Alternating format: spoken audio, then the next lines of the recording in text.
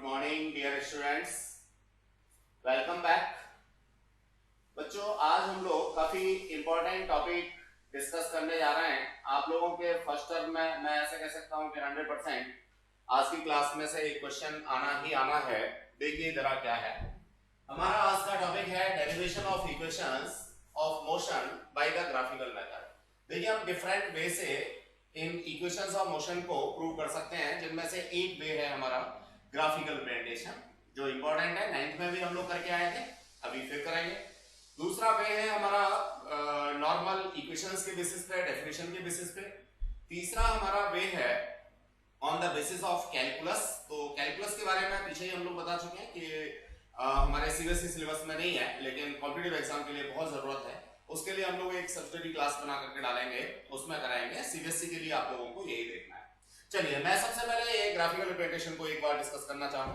यहाँ हम लोगों ने एक्स एक्सिस पे क्या लिया हुआ है, टाइम के लिया हुआ है। एसआई सिस्टम में टाइम की यूनिट होता है क्या सेकंड, तो एसआई में मैंने इसको लिख दिया सेकंड। और बिल्कुल इसी तरह से मैंने वाई एक्सिस पे यहाँ पे क्या लिया हुआ है, वेलोसिटी लिया हुआ है। यूनिट यहाँ लिखना जरूरी है, मीटर पर सेकेंड। अब अगर मैं बात करता हूं तो मेरी जो जर्नी है वो शुरू हुई है t इक्वल्स टू 0 से। यहां से t इक्वल्स टू 0 से मेरी जर्नी शुरू हुई है स्टूडेंट्स। इनिशियल वेलोसिटी मेरे पास थी u, मैंने यहाँ पे इसको u से डिनोट किया हुआ है। और फाइनल वेलोसिटी मेरी थी v। टाइम के साथ साथ वेलोसिटी मेरी बढ़ रही है, इसका मतलब मेरा एक्सेलरेटेड मोशन है, यूनिफॉर्मली एक्सेलरेटेड मोशन है, क्योंकि इस लाइन का जो स्लोप है वो हर जगह पे सेम है, एक जैसा है। लेस देन 90 डिग्री है तो ये पॉजिटिव एक्सेलरेशन है, यानी ये रिटार्डेशन का कोई कांसेप्ट यहाँ पे नहीं है। बच्चों अब इस ग्राफ में कुछ बातें हम लोग देखना चाहेंगे। देखिए रिप्रेजेंटेशन जो है यहाँ बेसिकली दो तरीके से है। पहले मैं देखता हूं तो जो मेरे पॉइंट्स हैं मैंने इनको ए ई डी बी सी इस तरह से दिया हुआ है। और दूसरा पॉइंट ए के ऊपर वेलोसिटी की वैल्यू u दी हुई है, वेलोसिटी मेरे को v दी हुई है पॉइंट नंबर c पर। अब अगर मैं सिंपल सा एक पैरेलल लाइन ड्रॉ करता हूं c से, तो नो डाउट यहाँ b पॉइंट पर मैं वेलोसिटी की बात करूंगा तो वही v होगी। और अगर मैं यहाँ u से एक पैरेलल लाइन ड्रॉ करता हूं टाइम एक्सिस के, तो d पर मेरी वेलोसिटी u होगी। यानी मैं जब रिप्रेजेंटेशन दूंगा तो ए बी सी डी ई के टर्म्स में दे सकता हूं, एज वेल एज जो मैं रिप्रेजेंटेशन दूंगा वो u और v के टर्म्स में दे सकता हूं। तो यहाँ कंफ्यूज नहीं होना है बच्चों। हम लोग पहले एक बार अपना जो रिप्रेजेंटेशन है वो in terms of A B C D लिखेंगे, और देन आफ्टर उन चीजों को हम चेंज करेंगे in terms of our physical variables, that is v u t a whatever. तो ये हमारा यहाँ पे कॉन्सेप्ट रहेगा। अब बच्चों अगर मैं फर्स्ट इक्वेशन की बात करता हूं तो सिंपल सा इस लाइन का जो स्लोप है वो एक्सेलरेशन को डिनोट करेगा, ऐसा मैंने बाय डेफिनेशन डिस्कस किया है। तो मैं यहां से लिख सकता हूं क्या, slope of line, slope of line. Slope of line की बात करूंगा तो मैं इसको m से रिप्रेजेंट कर सकता हूं, tan थीटा से रिप्रेजेंट कर सकता हूं, that is equals to what, perpendicular, that is perpendicular over base, that is base. तो परपेंडिकुलर की मैं बात करूंगा तो ये हो जाएगा मेरे पास बी डी, ओवर बेस की बात करूंगा दैट इज ए डी। ये तो बात थी मैथमेटिकली कि मेरा जो स्लोप है वो क्या होगा, लेकिन अगर इसको मैं फिजिक्स की लैंग्वेज में लेके आता हूं तो नो डाउट स्लोप जो है वेलोसिटी टाइम ग्राफ का वो एक्सेलरेशन को डिनोट करता है। तो आई में राइट हियर एक्सेलरेशन। VD की बात करूं, देखिए B और D पॉइंट्स की बात करूं तो नो डाउट मैं इस BD को सीधे सीधे चेंज करके लिख सकता हूं, कहां से, E से। कैसे, पूरा बड़े वाला EB माइनस का छोटे वाला ED। तो मैंने इसको लिखा, यहीं पे एक स्टेप और बढ़ाते हैं, दैट इज EB माइनस का व्हाट, ED। तो BD की वैल्यू को मैंने EB माइनस ईडी लिख लिया और अपॉन में एडी है ही। अब ये अगर मैं वैल्यूज पुट करूं एक्सेलरेशन के लिए तो देखिए ईबी यहां से लेकर के यहां तक है, या मैं कहूं यहां से लेकर के यहां तक है, जो कि पूरा का पूरा v को रिप्रेजेंट करता है। तो आई में राइट हियर v, किसकी जगह पे, ईबी की जगह पे। बिल्कुल इसी तरीके से आई में राइट हियर u, ईडी की जगह पे, क्योंकि ईडी मेरा इतना है और ये मेरा इसके बराबर है, और ये क्या रिप्रेजेंट कर रहा है, u को रिप्रेजेंट कर रहा है। तो simply I will write here u over AD। AD की मैं बात करूं तो देखिए AD क्या था, AD ये था, ये वाली चीज मेरी AD थी यहां से यहां तक।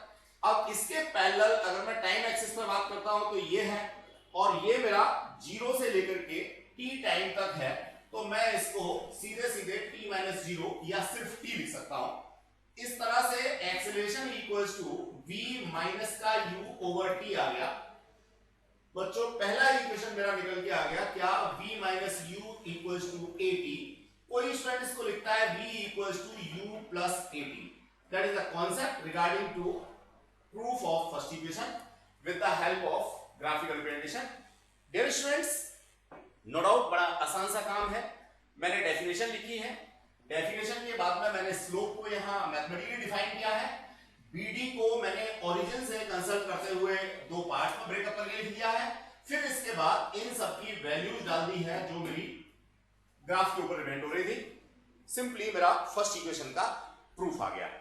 अब देखो बच्चों, जब मैं ग्राफिकली रिप्रेजेंटेशन की बात करता हूं, प्रूफ की बात करता हूं, तो इस फर्स्ट इक्वेशन का यूज करूंगा मैं सेकंड इक्वेशन और थर्ड इक्वेशन के प्रूफ में। तो देखो यहां से दो चीजें हैं, एक चीज तो मैं सेपरेट कर सकता हूं यहां से v माइनस u। तो v माइनस u जो है वो मेरा at के बराबर है बच्चों, और दूसरा मैं यहां से सेपरेट कर सकता हूं t, that is equals to v minus u over a। और तीसरा अगर मैं चाहूं तो यहां से v को सेपरेट करता हूं तो v equals to u plus at मैंने यहां पे लिखा ही हुआ है। तो कहने का मतलब यह है कि जो फर्स्ट इक्वेशन मेरी आई है उसमें से मैं किसी भी एक या दो वेरिएबल की value in terms of other variables डाल सकता हूं for the purpose of proof of second and third equation.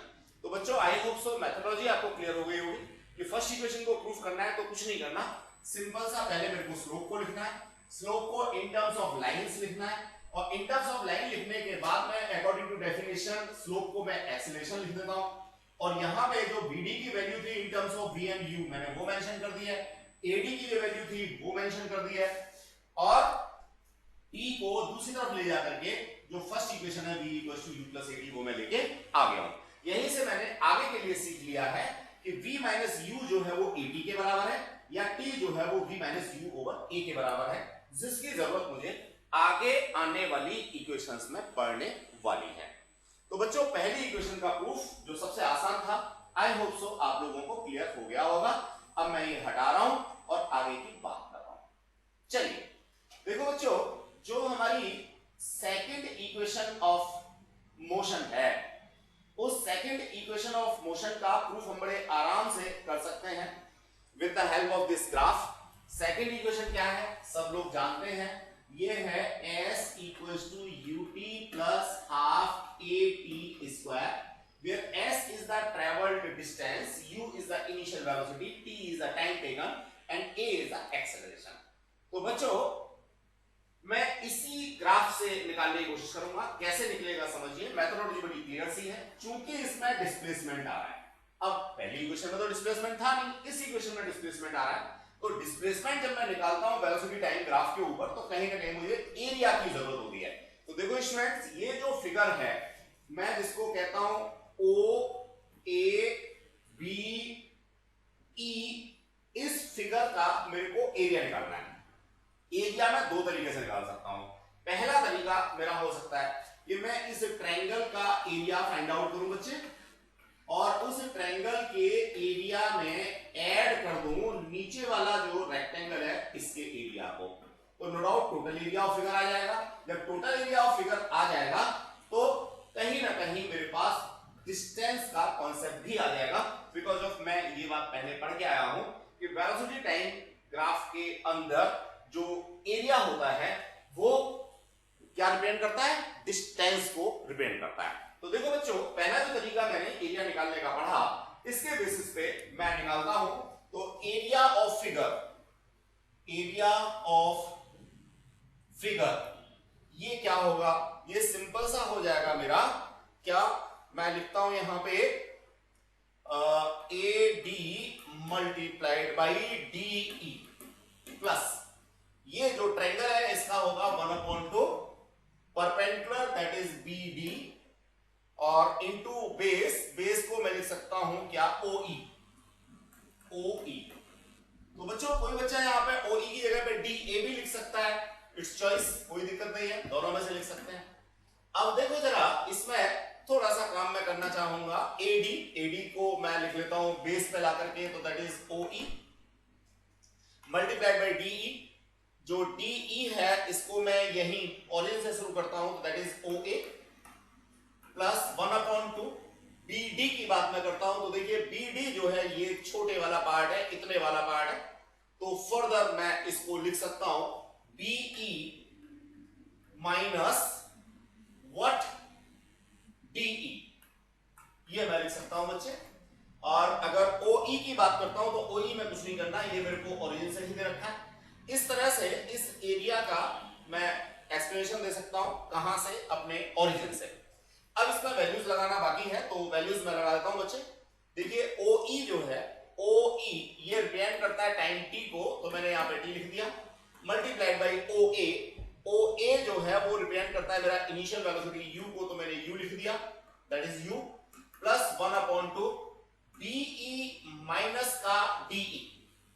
तो देखिए BE ये पूरा है और DE ये छोटा है, ये वाला हिस्सा मुझे चाहिए, तो ये वाले हिस्से को मैं लिख सकता हूं BE represents for what, V, इसके बराबर है, तो मैं इसको लिख देता हूं यहां पे V माइनस का DE जो है वो बराबर है मेरा OA के, इसका मतलब मैं इसको U लिख सकता हूं। और OE की जब मैं बात करता हूं तो मैं यहां पे इसको क्या लिख सकता हूं बच्चे, T लिख सकता हूं। अब देखो ये मेरे पास आ गया क्या, U into T plus 1/2। What about V minus U? अभी 2 मिनट पहले मैं यहां डिस्कस कर चुका हूं कि V माइनस U जो है वो AT के बराबर है। मैंने पिछली जो प्रूफ किया था वहां से देखा था, तो मैं यहां V माइनस U को रिप्लेस कर देता हूं किससे, AT से, और AT को T से मल्टीप्लाई किया, तो ये मेरे पास आ गया UT plus half AT square. That is the proof of second equation. यहां मैं एरिया की बात कर रहा था, तो ये एरिया ऑफ फिगर किसको रिप्रेजेंट करता है, S को रिप्रेजेंट करता है, तो मैंने यहां पे क्या लिख दिया बच्चों, S लिख दिया, एरिया लिख दिया। इस तरह से सेकंड इक्वेशन का प्रूफ आ गया। अगेन मुझे क्या करना था, मैं इसको समराइज करता हूं। इस फिगर का मेरे को एरिया निकालना था। एरिया मैंने 2 पार्ट में डिवाइड करके निकाला, रेक्टेंगल का एरिया जो नीचे मेरे को दे रखा है, प्लस ये जो मेरे पास ट्रायंगल दे रखा है इसका एरिया। मैंने फॉर्मूला प्लेस किया, बेस इंटू हाइट यहां दे दिया, 1/2 बेस इंटू हाइट यहां दे दिया। मैंने इन दोनों चीजों को रिप्लेस कर दिया ओरिजिन से डिस्टेंस मेजर करते हुए। मैंने BD को रिप्लेस कर दिया ओरिजिन या एक्स एक्सिस से डिस्टेंस को मेजर करते हुए। OE में कोई चेंज करने की जरूरत मुझे नहीं पड़ी, मैंने यहां OE की वैल्यू डाली ग्राफ से, तो ये T के बराबर है। मैंने OA की वैल्यू डाली, तो OA जो है मेरा U के बराबर है, यहां पे था A पॉइंट। इसी तरह से V माइनस DE की वैल्यू मैंने डाली, तो V माइनस U हो गया, और OE की वैल्यू डाली तो T हो गया। V माइनस U की वैल्यू मैं फर्स्ट इक्वेशन से लेकर के आया हूं, और फर्स्ट इक्वेशन से लाकर के मैंने A इंटू T डाल दिया। इस तरह से मेरे को सेकंड इक्वेशन का प्रूफ मिल गया। देखो स्टूडेंट्स, इसको हम लोग एग्जाम में कैसे लिखेंगे, चाहे तो ऐसे भी लिख सकते हैं जैसे मैंने यहाँ आपको रिप्रेजेंट किया, चाहे तो ये आगे जो नोट्स मैंने प्रिपेयर किए हैं आप लोगों के लिए for the purpose of examination, in notes में मैंने मेंशन किया हुआ है, आप चाहें तो डिट्टो वही लैंग्वेज लिख के आ सकते हैं। तो मैं तो यही चाहूंगा कि आप समझ के अपनी लैंग्वेज में लिखें, बाकी अगर आपको एज इट इज लैंग्वेज चाहिए तो आप यहां से ले सकते हैं। इस तरह से ये मेरी सेकंड इक्वेशन का प्रूफ है डियर स्टूडेंट्स। अब मैं थर्ड इक्वेशन के प्रूफ की बात करूंगा। थर्ड इक्वेशन के प्रूफ में मुझे काफी कुछ इसी से मिलता जुलता काम करना है, तो कहीं आप कंफ्यूज ना हो जाएं, इसलिए पहले इसको ढंग से एक बार देख लें कि एक्चुअल में करना क्या था और कैसे हम लोगों को कॉन्सेप्ट मिल रहा है।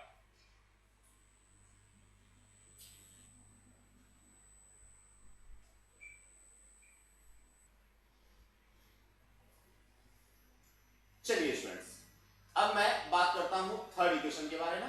तो देखिए अगेन थर्ड इक्वेशन का कॉन्सेप्ट जो है मेरे को यहीं से मिलता है, बड़ा बढ़िया से मिलता है। सब लोग जानते हैं v square minus u square equals to 2as, या कोई बच्चा इसको लिखता है v square equals to u square plus 2as।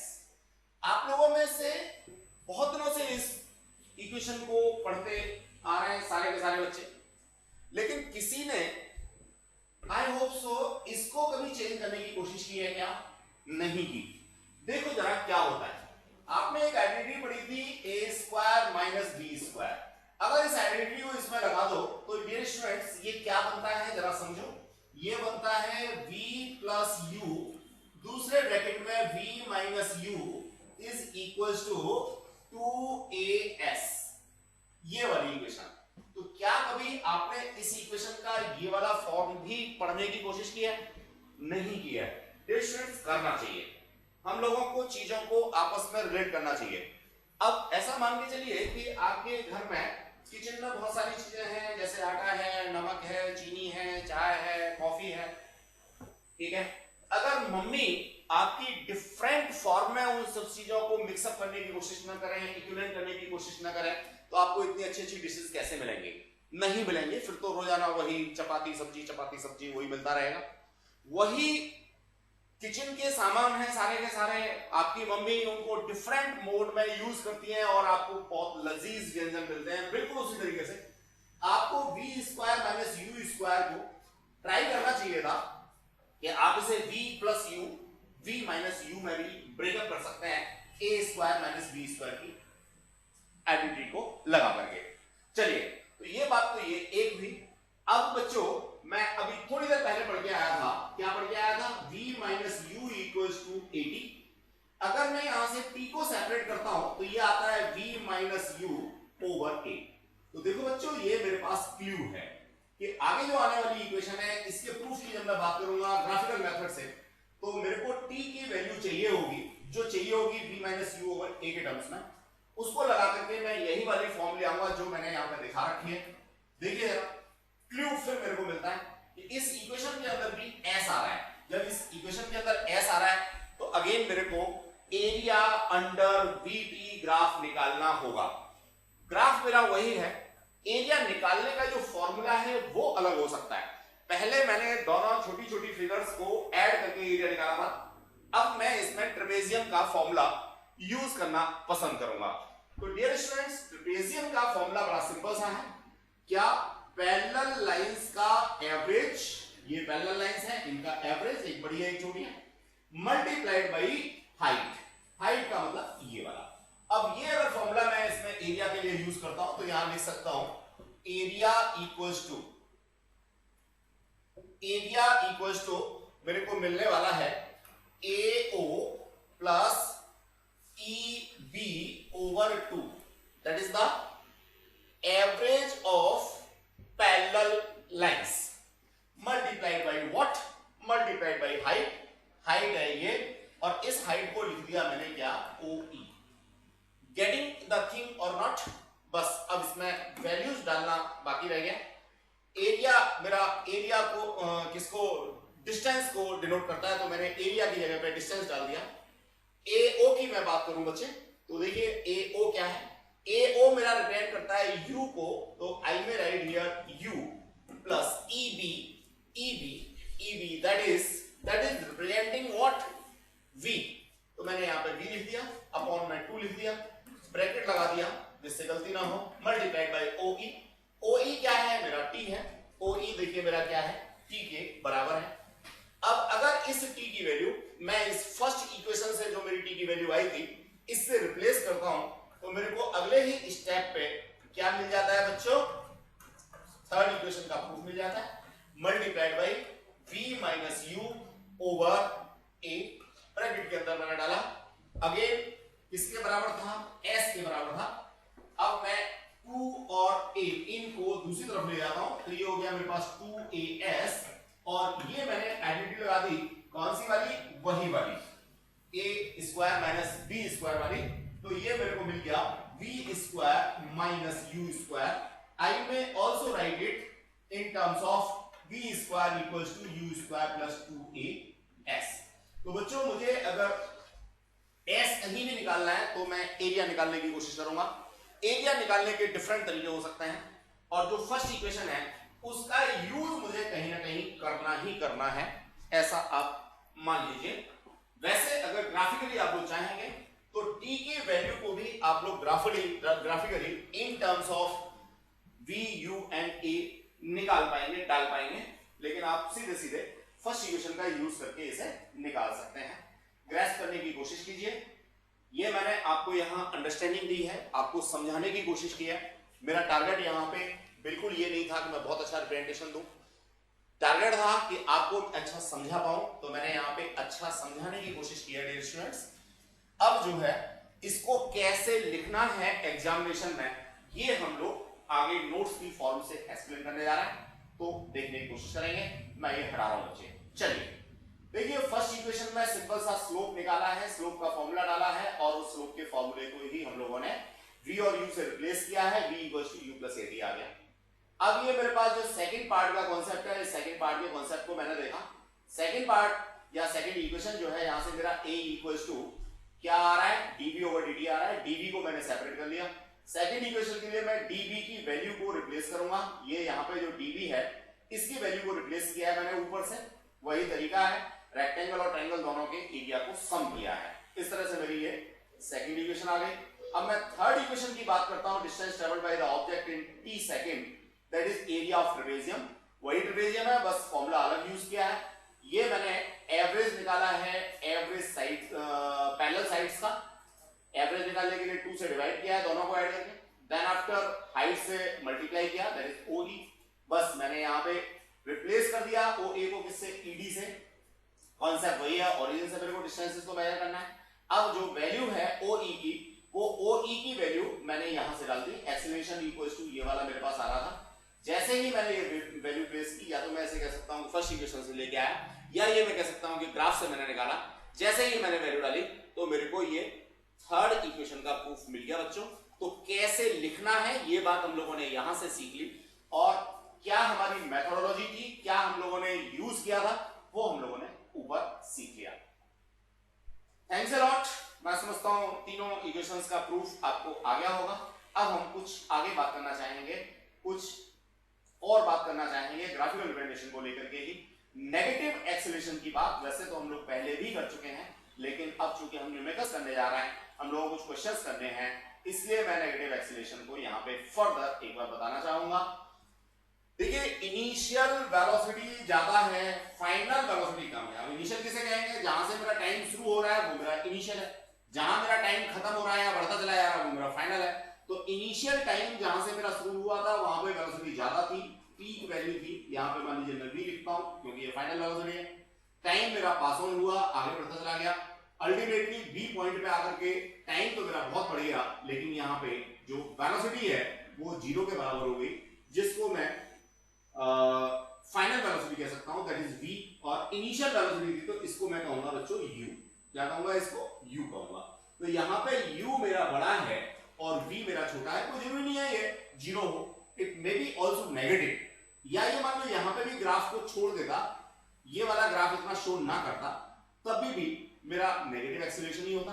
इसमें अगर मैं एंगल की बात करता हूं x एक्सिस के साथ में, तो that is greater than 90 degree. Hence वही the value of tan greater than 90 degree will give you a negative sign, यानी इसका जो स्लोप है वो नेगेटिव आ गया, और जब इसका स्लोप नेगेटिव आ गया तो इसका एक्सीलरेशन भी नेगेटिव हो गया। बच्चों ग्राफ तो ठीक बना रखा है, लेकिन यहां पर मीटर पर सेकंड लिखना मस्ट है, यहां टाइम के लिए सेकंड लिखना मस्ट है। आप लोग अपने ग्राफ में जरूर लिखेंगे। तो that is the concept regarding to negative acceleration representation on graph. अब यहां भी अगर आपको डिस्टेंस चाहिए तो आप इस ग्राफ के अंदर का एरिया फाइंड आउट करके दे सकते हैं। अब चूंकि इस ग्राफ में आपका नेगेटिव स्लोप है, नेगेटिव वैल्यूज हैं, तो आपका जो एरिया है वो विद नेगेटिव आएगा। इसका मतलब आपका जो डिस्प्लेसमेंट है वो नेगेटिव होगा, डिस्टेंस नेगेटिव कभी होती नहीं है। ये देखिए, उसी ग्राफ को आगे हमने कंटिन्यू किया है कि वेलोसिटी जो है, मैं यहां फिर एक बार और आपको क्लियर कर देता हूं क्योंकि न्यूमेरिकल्स करते समय आपको बहुत जरूरत पड़ने वाली है। ये मेरा इनिशियल वेलोसिटी हो गया और इस जगह पर मेरा फाइनल वेलोसिटी है। No doubt initial velocity positive x axis पे है, final velocity negative x axis पे है, तो v must be here negative. तो कंपेयर्ड टू u v अभी भी मेरा क्या है, कम है। पहले यहां पे 0 हुआ था, मैं इसको इंटरमीडिएट वेलोसिटी v1 कह देता हूं, तो इंटरमीडिएट वेलोसिटी मेरा 0 हुआ था और इंटरमीडिएट वेलोसिटी के बाद में जो फाइनल वेलोसिटी है वो मेरा v हुआ है। Getting the concept or not dear students, I hope so this thing will be clear. अब आगे मैं बात करता हूं कि एक ऐसा ग्राफ जिसमें मेरा एक्सेलरेशन जो है वो कंटीन्यूअस चेंज कर रहा है। यहां तो एक्सेलरेशन कांस्टेंट है, बेशक नेगेटिव है लेकिन कांस्टेंट है। अब ये नेक्स्ट ग्राफ अगर मैं देखता हूं तो इसमें जो मेरा एक्सेलरेशन है डियर स्टूडेंट्स वो कंटीन्यूअसली चेंज हो रहा है। कैसे चेंज हो रहा है समझिए। ओरिजिन पे वेलोसिटी 0 है, लेकिन पहले वेलोसिटी बढ़ गई, यहां तक पहुंच गई, फिर वेलोसिटी कम हो गई, 0 हो गई, फिर वेलोसिटी अपोजिट डायरेक्शन में मेरी बढ़ी है, यहां अपोजिट डायरेक्शन में मैक्सिमम है। देन आफ्टर अगेन वेलोसिटी मेरी 0 हो गई, फिर मेरी वेलोसिटी यहां पे जो इनिशियल डायरेक्शन थी, पॉजिटिव डायरेक्शन थी, उसमें मैक्सिमम हुई है। देन आफ्टर अगेन ये 0 हुई है। तो बच्चों यहां मेरा वेरिएबल एक्सेलरेशन है जो पहले बढ़ता है, फिर कम होता है, फिर अपोजिट डायरेक्शन में मेरा वेलोसिटी जाता है। एक्सेलरेशन तो नेगेटिव रहेगा, यहां से लेके यहां तक पूरी लाइन का स्लोप नेगेटिव है, यहां से लेकर के यहां तक पूरी लाइन का स्लोप पॉजिटिव है। तो बच्चों ये जो 1-2 वाली लाइन है इस पे रिटार्डेशन और 2-3 वाली जो लाइन है इस पे अगेन एक्सेलरेशन, ये कॉन्सेप्ट मेरा होगा। अब अगर यहां से मेरे को डिस्टेंस की कोई बात करता है तो यहां 3 फिगर है, पहली फिगर, दूसरी फिगर और तीसरी फिगर। अगर तीनों फिगर का मैं एरिया निकाल करके ऐड कर दूंगा विद देयर साइन, तो मेरे को यहां नेट डिस्प्लेसमेंट कवर्ड मिल जाएगा। तो देखिए ये मेरा पॉजिटिव होगा, ये मेरा पॉजिटिव होगा, लेकिन ये वाला नेगेटिव होगा, तो मेरे को इसको पॉजिटिव साइन के साथ, इसको पॉजिटिव साइन के साथ ऐड करना है और इसको नेगेटिव साइन के साथ में ऐड करना है, तो मुझे तब जाकर के डिस्प्लेसमेंट मिलेगा। ध्यान रहे मैं डिस्प्लेसमेंट निकाल रहा हूं बच्चों, डिस्टेंस नहीं। अगर मैं डिस्टेंस निकाल रहा हूं तो मुझे इसको भी पॉजिटिव कहना है, इसको भी पॉजिटिव कहना है और इसको भी पॉजिटिव कहना है। That's the important concept. तो क्वेश्चन में आपने ध्यान से पढ़ना है कि exactly he is demanding you acceleration or he is demanding you displacement. Either he is demanding you distance, either he demanding you distance. तो डिस्टेंस के लिए तीनों पॉजिटिव डालना है और डिस्प्लेसमेंट के लिए इसको नेगेटिव डालना है, ऊपर वाले दोनों को पॉजिटिव डालना है। That is the concept regarding to graphical representation. मैं अब आगे बात करता हूं different types of speed type graph. देखिए एक बड़ा मजेदार सा ग्राफ मेरे को फर्दर मिलता है, बॉडी प्रोजेक्टेड अपवर्ड। आपने किसी बॉडी को ऊपर फेंका, अब ऊपर फेंका तो स्पीड और टाइम के बीच में ग्राफ क्या होगा ये जरा समझिए। चलिए मानिए यहां आपका हाथ है, आपने यहां से किसी बॉडी को ऊपर थ्रो किया, तो ऑब्वियस है यहां इनिशियल वेलोसिटी मैक्सिमम होगी, फाइनल वेलोसिटी इस जर्नी के लिए 0 हो जाएगी। देखा जरा, या स्पीड की बात करें, जब फेंकोगे तब स्पीड मैक्सिमम होगी, जहां हाईएस्ट पॉइंट होगा वहां पर स्पीड जो है वो आपकी क्या होगी, 0 होगी। 0 होने के बाद ही बॉडी वापस लौटेगी। इस चीज को मैं ऐसे देख सकता हूं, यहां से मान लीजिए मैंने इसको थ्रो किया, देखिए तो नीचे वेलोसिटी या स्पीड ज्यादा थी, हाईएस्ट पॉइंट पे 0 हो गई, देन आफ्टर वापस आते समय स्पीड में चेंज आया। तो चलिए नीचे से ऊपर जाने वाला ये जो ग्राफ है ये मैंने रिप्रेजेंट किया है इस पहले लाइन सेगमेंट से। पहले लाइन सेगमेंट में इनिशियल मेरी स्पीड जो है वो मैक्सिमम है, हाईएस्ट पॉइंट पे जाकर के मेरी स्पीड जो है वो 0 हो गई है।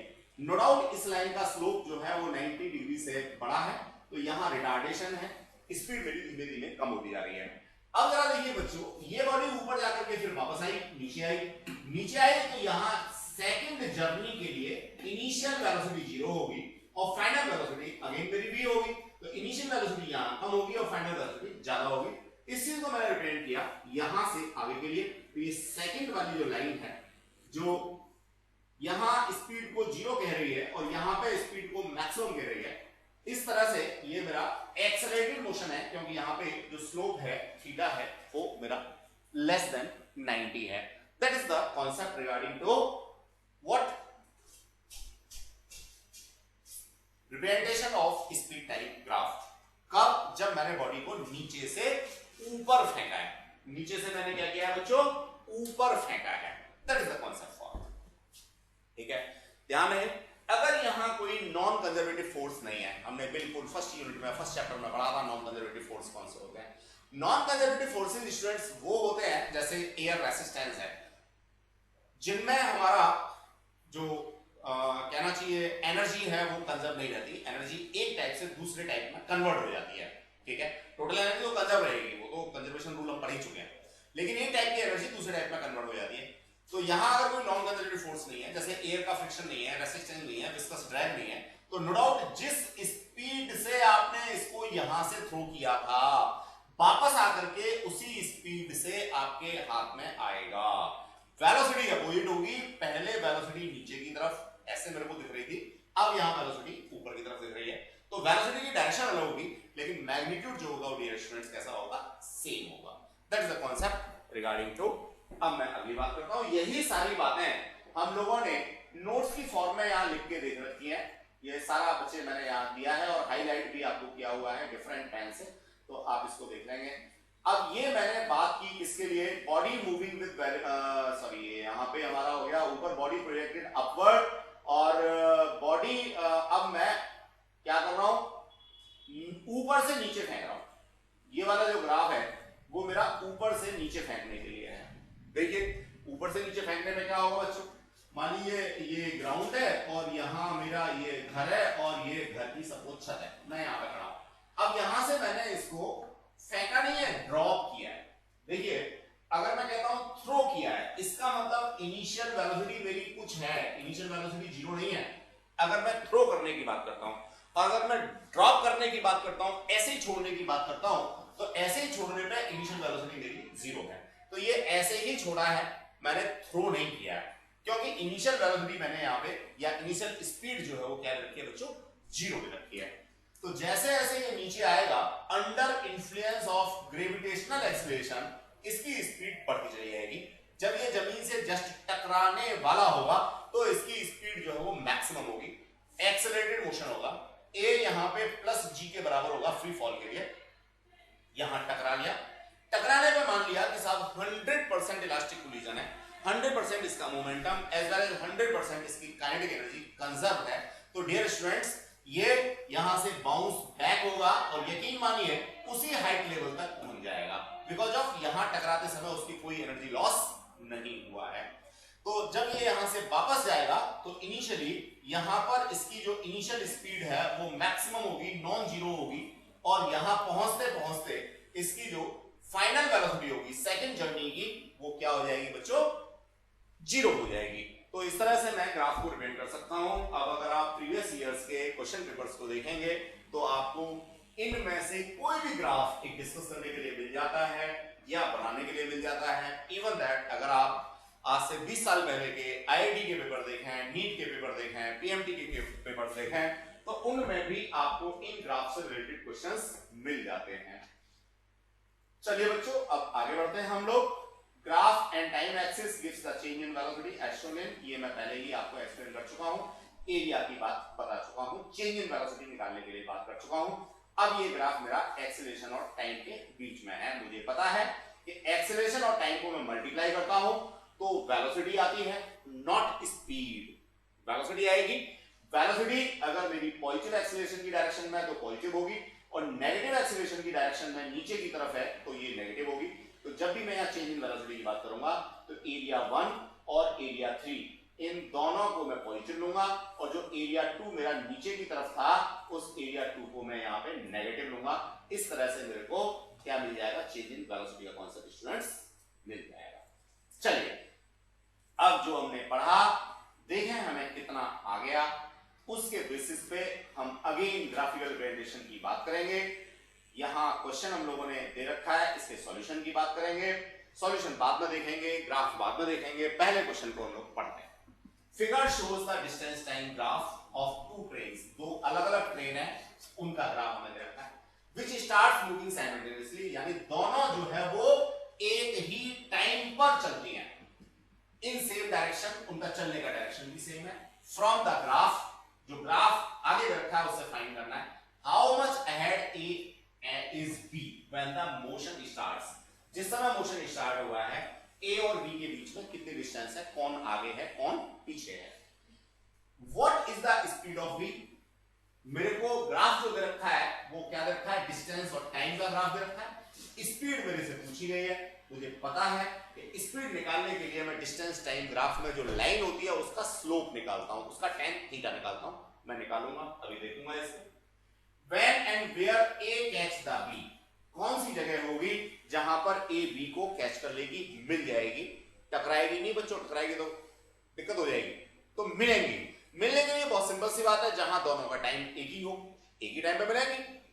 मान लीजिए एक चली सुबह 9 बजे एक रास्ते पे, दूसरी चली सुबह 9:30 बजे दूसरे रास्ते पे, दोनों रास्ते आके कहीं मिल रहे हैं तो टाइम तो एक ही होगा। मान लीजिए 1 बजे मिल गई तो टाइम तो दोनों के लिए सेम होगा, तो सेम टाइम पे जहां दोनों के लिए सेम टाइम होगा वहां ये मिल जाएंगी। दूसरा जो मेरा ग्राफ होगा उसमें इंटरसेक्शन भी मुझे दिखेगा, दोनों लाइनें एक दूसरे के ऊपर टच कर रही होंगी। What is the difference between the speeds A and B? दोनों की स्पीड्स के बीच में डिफरेंस मुझे निकालना है। तो स्पीड निकालने का तरीका मैंने सीखा था, क्या सीखा था, मुझे स्लोप निकालना है, यानी दोनों का स्लोप अलग अलग निकालूंगा, उन दोनों स्लोप को आपस में कंपेयर करूंगा, बड़े में से छोटे को हटाऊंगा और दोनों की स्पीड का डिफरेंस मैं बता दूंगा। तो ये मेथोडोलॉजी है क्वेश्चन को पढ़ने के बाद। अभी तक हम लोगों ने ग्राफ नहीं बनाया, ग्राफ को देखा भी नहीं, फिर भी इतना हमने समझ लिया, हमारी अंडरस्टैंडिंग में ये सब आ गया। अब हम ग्राफ देखते हैं और उसके बेसिस पे सॉल्यूशन को करने की कोशिश करते हैं। Now I will discuss simply the graph. देखिए बच्चों, ये ग्राफ है, एनसीईआरटी का क्वेश्चन मुझे लगता है, एनसीईआरटी में ही ये दिया हुआ है कहीं। चलिए, सबसे पहले कहा उसने दोनों साइमल्टेनियसली चलते हैं। टाइम मैंने नीचे दिया है, घंटे में दिया है, यहां पे t 0 है, ऑब्वियसली यहां पे भी t 0 है। टाइम तो मेरा इधर बढ़ रहा था ना बच्चों, ऊपर की तरफ टाइम थोड़ी ना बढ़ रहा है, तो इस पॉइंट पर टाइम और इस पॉइंट पर टाइम सेम है। तो पहली बात उसी समय आ गई कि जर्नी जो है वो साइमल्टेनियसली शुरू हुई है। दूसरी बात, ये ट्रेन ए के लिए ग्राफ है, ये ट्रेन बी के लिए ग्राफ है, उसने स्पीड पूछी थी, दोनों स्ट्रेट लाइन है, तो मैं एक ही स्पीड निकालने के लिए ये स्लोप निकालूंगा।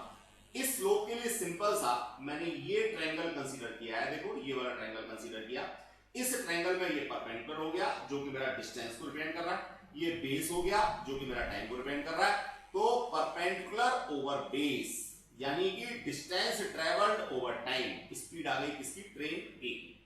इसी तरह से ट्रेन बी के लिए मैं ये वाला एरिया कंसीडर करूंगा, देखिए ये वाला, इसमें ये परपेंडिकुलर है और ये बेस है, तो ये Q R upon Q P अगर मैं करूंगा तो tan थीटा यानी ये वाला एंगल निकल जाएगा जो ट्रेन बी की स्पीड को रिप्रेजेंट करेगा। Are you getting the concept or not? चलिए, पहले मैं ट्रेन ए की स्पीड निकालता हूं, तो ट्रेन ए के लिए मैं लिखता हूं tan थीटा 1, इसको मैंने थीटा 1 कह दिया। ये वाली वैल्यू देखो, ये वाली वैल्यू क्या है, यहां पे 150 है और यहां पे क्या है, 0 है, तो ये हो गया 150 माइनस का 0 अपॉन ये वाली वैल्यू, ये वाली वैल्यू क्या है, ये 2 है और ये 0 है, तो 2 माइनस 0 10। तो इस तरह से ट्रेन ए जो है वो 75 किलोमीटर पर आवर की स्पीड से चल रही है बच्चों। ये ए के लिए निकाल दिया मैंने, इसको थीटा 1 कहा था। अब मैं बी के लिए इसको थीटा 2 कह रहा हूं डियर स्टूडेंट्स, तो मैं यहां से निकालूंगा tan थीटा 2। tan थीटा 2 क्या होगा, ये वाला क्यू आर, क्या होगा बच्चे, क्यू आर, ठीक है, अपॉन में क्या होगा, आरपी। आरपी देखिए क्यू आर क्या है, क्यू आर जो है वो मेरा S Q minus S R है, मैं इसको लिख सकता हूं S Q minus S R upon में आरपी। आरपी को मैं बेस पे ले आता हूं, तो चलो अभी आरपी ही लिख देता हूं। तो देखिए एस क्यू की वैल्यू क्या है बच्चों, एस से लेकर के क्यू की वैल्यू है 150 माइनस एस आर क्या है, एस आर मेरा यहां से यहां तक है, यानी यहां से यहां तक है, यानी कि 100 है, ग्राफ के ऊपर ही लिखा हुआ है। और आरपी की वैल्यू क्या है, आरपी अगेन मेरा 2 है, तो मैंने ये 2 लिख दिया, इस तरह से ये 50 ओवर 2 आ गया, दैट इज 25 आ गया। तो dear students 25 kilometre per hour मेरे पास ये आ गई दूसरी वाली ट्रेन की स्पीड। अब दोनों स्पीड को कंपेयर करना है, तो बड़ी वाली में से मैं छोटी वाली को घटा दूंगा। अब बात आती है कि वो कहां एक दूसरे से मिलेंगी, दोनों को एक दूसरे से मिलाना है, तो अभी मैंने बताया था कि दोनों का इंटरसेक्शन पॉइंट देखना होगा और वो इंटरसेक्शन पॉइंट है Q, ठीक है। तो कोई बच्चा अगर टाइम की बात करता है तो जर्नी मेरी 0 से शुरू हुई थी, 2 पे ये वाला पॉइंट मेरे को मिल रहा है, इसका मतलब जर्नी से 2 घंटे बाद वो एक दूसरे से मिल जाएंगी इस इंटरसेक्शन पॉइंट पर। यार पहली वाली ट्रेन 150 किलोमीटर चल चुकी होगी और दूसरी वाली ट्रेन 50 किलोमीटर चल चुकी होगी, तब वो आपस में मिलेंगे। That is a concept. अब इसको कैसे लिखना था एग्जाम में, वो डियर स्टूडेंट्स हम लोग यहां से देखते हैं। ये देखें, ये कैसे लिखना है, ये सारी बातें यहां पे समझा रखी हैं स्टेप बाय स्टेप। आप एक बार इसको देख लीजिए और खाली बैठने से कुछ नहीं होगा, फटाफट लिखिए जैसे एग्जाम में लिखना है। पार्ट नंबर 1 का आंसर, पार्ट नंबर 2 का आंसर, पार्ट नंबर 3 का, पार्ट नंबर 4 का लिखो। आई होप सो ये बात आप लोगों को समझ में आ गई होगी। चलिए बच्चों एक क्वेश्चन और करते हैं, बाकी फिर कुछ आपको असाइनमेंट की फॉर्म में दे देंगे, आप उनको घर से करेंगे। देखिए नेक्स्ट क्वेश्चन की बात करते हैं, बड़ा मजेदार सा क्वेश्चन है, बड़ा अच्छा सा क्वेश्चन है। पहले क्वेश्चन पढ़ते हैं, फिर आगे इसके ग्राफ की और उसकी बात करते हैं। Example number 11, a body starting from rest. इसका मतलब किसी बॉडी का इनिशियल वेलोसिटी 0 है, एक्सेलरेट्स यूनिफॉर्मली, इसका एक्सेलरेशन जो है वो यूनिफॉर्म है, along the स्ट्रेट लाइन के साथ साथ चल रही है, rate of 10 metre per second, यानी एक्सेलरेशन की वैल्यू भी ये दे रखी है 10 metre per second square for 5 second. कितनी देर के लिए? 5 सेकंड के लिए। It moves for 2 seconds with uniform velocity. अब 5 सेकंड चलने के बाद 2 सेकंड आगे यानी 7वें सेकंड तक वो यूनिफॉर्म चलती है, बिना किसी एक्सेलरेशन के चलती है। और कितनी है उसकी uniform speed? That is 50 metre per second. Then retards uniformly, उसके बाद क्या होती है?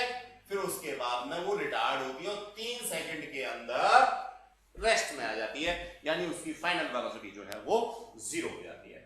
बच्चों ड्रॉ ए वेलोसिटी डायग्राम, बहुत अच्छी बात, आपको जो दे रखा है उसके बेसिस पे आपने ग्राफ बनाना है। तो मैं पहले एक रफ ग्राफ बनाता हूं, फिर फेयर ग्राफ बनाना आपको सिखाऊंगा, ठीक है? तो देखिए स्टूडेंट्स क्या है कहानी, सिंपल सा। आपको क्या बनाना है बच्चों? आपको बनाना है टाइम और वेलोसिटी के बीच में ग्राफ। टाइम आप यहां पे सेकंड में लोगे क्योंकि सारी यूनिट्स आपको सेकंड में दे रखे हैं, और जो वेलोसिटी है वो आप मीटर पर सेकंड में लोगे क्योंकि हर जगह आपको मीटर पर सेकंड होता है। अब अकॉर्डिंग टू योर क्वेश्चन आप 0 से चलना शुरू करते हो, यहां से चलना शुरू करते हो, और एक्सेलरेटेड मोशन है तो ये आप एक्सेलरेटेड मोशन दिखाओगे, यूनिफॉर्म है। यहां तक आ जाएगा आपका 5 सेकंड। देखिए क्वेश्चन कह रहा है आपका कि 5 सेकंड तक वो यूनिफॉर्म मोशन में है, ठीक है? और उसका एक्सेलरेशन कितना है? एक्सेलरेशन जो है यहां से यहां तक वो आता है 10 मीटर पर सेकंड स्क्वायर का, जो यहां रिप्रेजेंट नहीं करना है क्योंकि आपका ग्राफ जो है वो वेलोसिटी टाइम ग्राफ है। इसके बाद वो 2 सेकंड कांस्टेंट चलता है 50 मीटर पर सेकंड से, यानी कि यहां से 2 सेकंड स्पीड उसकी कांस्टेंट है, और कांस्टेंट भी कितनी है? 50। इसका मतलब उसने दे दिया कि इस जगह पे 50 मीटर पर सेकंड है। तो 2 सेकंड यानी 5 सेकंड तो यहां तक हो गया, अब 2 सेकंड और आगे वाली जर्नी है, यानी यहां पे हो गया 7th सेकंड। ये सब कॉन्सेप्ट आ गया। अब इसके बाद क्या हुआ? फिर वो रिटार्ड होता है, 3 सेकंड में 0 हो जाता है, तो 7 और 3 10, यहां पे कितना है? 10 सेकंड है। यहां से रिटार्ड होकर सीधे यहां पे आ गया क्योंकि उसकी स्पीड 0 हो जाती है। तो बच्चों इस तरीके से आप लोगों को ये ग्राफ प्लॉट करना है। रफ ग्राफ आप या तो अपनी कॉपी में बनाइए या आप अपने दिमाग में बनाइए। देन आफ्टर फाइनल एग्जाम के लिए आपको ग्राफ कैसे बनाना है आई विल रिप्रेजेंट हियर, मैं आपको बनाना सिखाऊंगा। वैसे बच्चों ध्यान रहे, ये सब ग्राफ बनाना, ग्राफ रीड करना आप 9th में पढ़ के आए हो और आपको 9th में ये सब कुछ आ जाना चाहिए, लेकिन फिर भी मैं यहां आपको कोशिश कर रहा हूं कि दोबारा से सारी चीजों को बनाऊं। देखो बच्चों यहां सबसे पहले आप ये कोऑर्डिनेट सिस्टम ले लेंगे, सारा का सारा मेरा फर्स्ट क्वाड्रेंट में है इसलिए यहां पे जाएगा। ये मैंने 0 लिख दिया। यहां नीचे इस पर मैं टाइम एक्सिस ले रहा हूं तो मैं यहां पे लिखूंगा टाइम, ब्रैकेट में लिखूंगा सेकंड।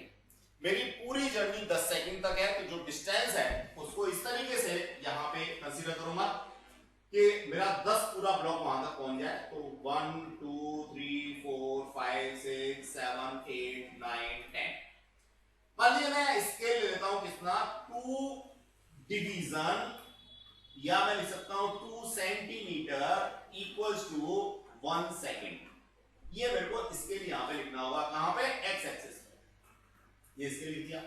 ये तो टाइम एक्सिस की बात हो गई। अब स्पीड की मैं बात करता हूं, तो स्पीड मेरी है कितनी, 50 मीटर पर सेकेंड। इसका मतलब मेरे को यहां पे 50 दिखाना है, तो मैं यहां क्या करता हूं, 10-10 के ब्लॉक ले लेता हूं, 10, 20, 30, 40, 50। यहां पे मेरे पास क्या आ गया, 50 मीटर पर सेकेंड स्क्वायर पर सेकेंड आ गया, मैक्सिमम है, यहां से ऊपर मुझे जाना नहीं है।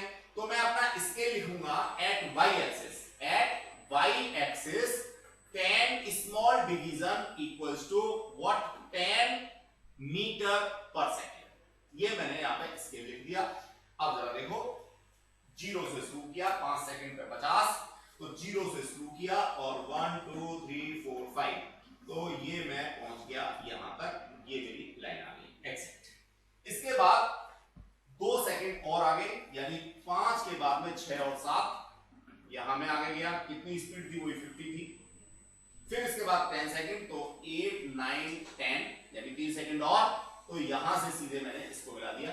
तो ये बच्चों दोनों ग्राफ की शेप वही है, बस इस ग्राफ पे जो फाइनल ग्राफ था, यहां मैंने प्रॉपर मेंशन किया है, एक्स एक्सिस पे क्या लिया है, वाई एक्सिस पे क्या लिया है, एक्स एक्सिस का स्केल क्या है, वाई एक्सिस का स्केल क्या है, फिर उसके बाद में मैंने पॉइंट्स लेकर के इसको डिनोट किया है। तो दैट इज परफेक्ट ग्राफ, जो आप लोगों को ग्राफ पेपर पे बना के दिखाना चाहिए for your final examination.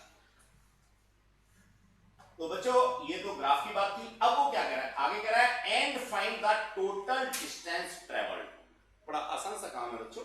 Total distance के लिए आपको पता है कि अगर वेलोसिटी टाइम ग्राफ है या स्पीड टाइम ग्राफ है, तो दोनों ही केसेस में अगर मैं इस शेप का एरिया फाइंड आउट करूं, ये रहा जी एरिया, ये एरिया में फाइंड करता हूं, एक फिगर, दूसरी फिगर और तीसरी फिगर, इन तीनों फिगर का एरिया अलग अलग निकाल के अगर मैं ऐड कर दूं, तो मुझे क्या मिल जाएगा, डिस्टेंस ट्रेवल्ड मिल जाएगी। तो बच्चों पहली फिगर में ट्रायंगल है, मैं निकाल सकता हूं perpendicular into base multiplied by 1/2। दूसरी फिगर रेक्टेंगल है, तो बेस इनटू हाइट। तीसरी फिगर मेरी अगेन ट्रायंगल है, सबके सब एक ही क्वाड्रेंट में, पॉजिटिव क्वाड्रेंट में, तो मेरे को सबको ऐड करना है, सबट्रैक्ट कोई भी नहीं करना। नीचे की तरफ अगर कोई जा रहा होता तो मेरे को, वो भी डिस्प्लेसमेंट के केस में, डिस्टेंस के केस में तो वहां भी ऐड करना था। चलिए, तो अगले में भी मेरे को ट्रायंगल का फॉर्मूला लगाना है। तो इस तरह से 2 ट्रायंगल बन रहा है जिनका एरिया मुझे अलग अलग निकाल के ऐड करना है, और एक रेक्टेंगल बन रहा है जिसका एरिया मुझे निकाल के ऐड करना है। तो that will be the concept for your particular question. Question आपके पास में है, नोट्स आपके पास में है, आपने यहां से समझ लिया। अब इसको अपने आप से करने की कोशिश करेंगे, फिर भी कोई प्रॉब्लम आएगी तो मेरे से डिस्कस जरूर करेंगे, मेरे को व्हाट्सएप जरूर करेंगे। व्हाट्सएप का नंबर यहां पे मैंने आपको दे रखा है। चलिए बच्चे, ये सॉल्यूशन है, आपको एग्जाम में कैसे करना है ये देखिए। एक्स एक्सिस पे वेलोसिटी मीटर पर सेकंड में दे रखी है, वाई एक्सिस पे टाइम दे रखा है, यहां पे सेकंड में दे रखा है। ये 1 से लेकर के 10 तक डिवीजन चले गए, ये 0 से 50 एक ही बार में ले लिया उसने। 5 सेकंड तक के लिए स्ट्रेट लाइन ये आ गई, फिर ये स्ट्रेट लाइन आ गई मेरे पास में कांस्टेंट स्पीड के लिए, देन आफ्टर रिटार्डेशन के लिए। अब तीनों का एरिया निकाला मैंने, और तीनों का एरिया इस तरीके से यहाँ पे ऐड करके आंसर में बच्चों दे दिया। That is the concept regarding. अब बच्चों आगे के जो क्वेश्चन है, जिनको मैंने एग्जाम्पल नंबर 12 दिया है, ये आपको एज असाइनमेंट अपने घर पे जाकर के करना है। इन तीनों क्वेश्चंस को अगर आप पक्का कर लेंगे, तीनों इक्वेशंस का प्रूफ आप अच्छे से कर लेंगे, तो 100% आपके एग्जाम में मार्क्स बहुत अच्छे आएंगे। God bless you, thank you. Next content we will read in next class.